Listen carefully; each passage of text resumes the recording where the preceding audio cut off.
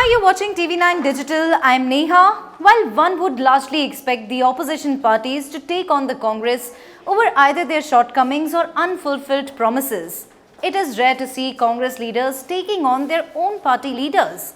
This has happened just ahead of the West Bengal Assembly election. Congress party bigwig Anand Sharma hit out at his own party over its election strategy in the poll-bound state.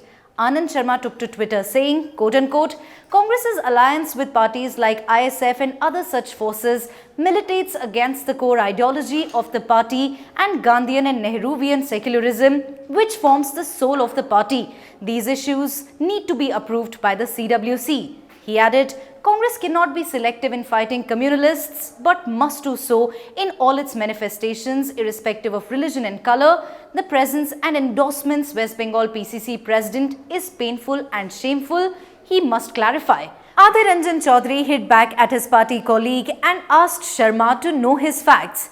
He posted 4 tweets. The first tweet stated, CPIM-led Left Front is leading the secular alliance in West Bengal, of which Congress is an integral part. We are determined to defeat BJP's communal and divisive politics and an autocratic regime. Congress has got its full share of seats. Left Front is allocating seats from its share to the newly formed Indian Secular Front. Your choice to call the decision of CPM-led Front communal is only serving the polarizing agenda of the BJP. Those who are committed to fight against BJP party's venomous communalism should support the Congress and campaign for the party in 5 states rather than attempting to undermine the party by remarks in tune with BJP's agenda. Fourth, would urge a select group of distinguished congressmen to rise above seeking personal comfort sports and stop wasting time singing praises of Prime Minister. They owe a duty to strengthen the party and not undermine the tree that nurtured them.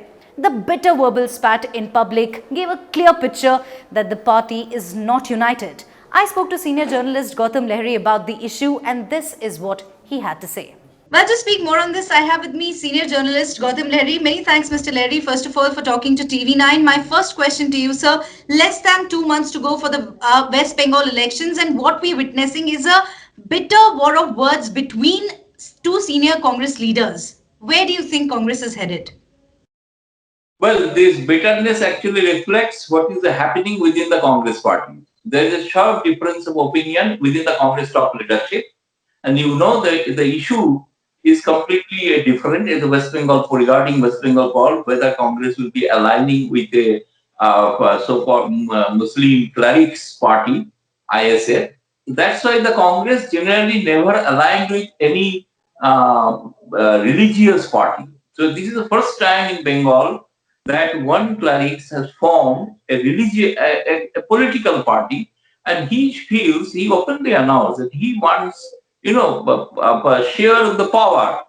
They cannot remain as a vote bank. It's a very peculiar situation. First time in West Bengal witnessing this kind of thing. They were in earlier days, they used to support political parties, particularly anti-BJP parties. Like they used to support Congress party at one point of time.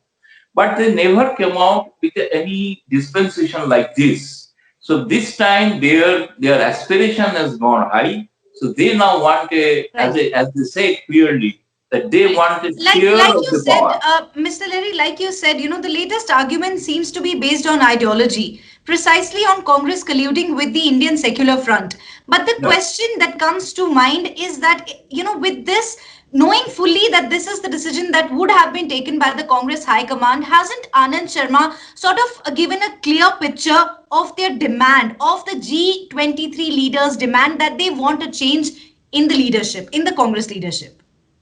Yeah, he picked up an issue by which he is actually questioning the leadership of the party, central leadership, Congress High Command.